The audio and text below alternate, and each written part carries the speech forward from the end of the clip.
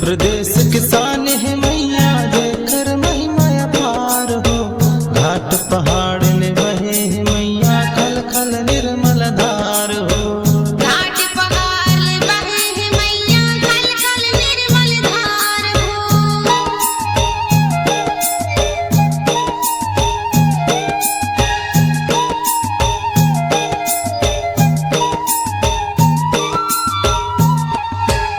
एक बार आबे तय तर जाबे हो जाही बेड़ा पार हो।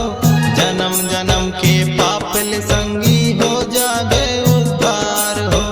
जन्म जन्म के पाप ले संगी हो जाबे उद्धार हो। जन्म जन्म के पाप ले संगी हो जाबे उद्धार हो। हमर पुष्प राजगढ़ रे देवी देवता के गा।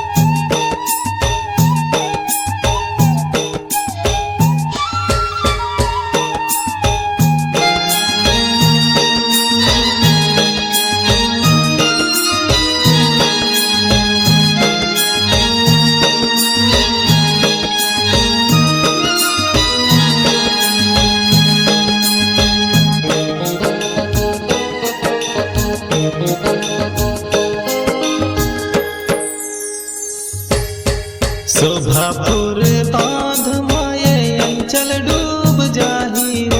हम आसरा है तुम्हार ऊपर हमला कौन बचाही वो। आसरा है तुम्हार ऊपर हमला कौन बचाही वो।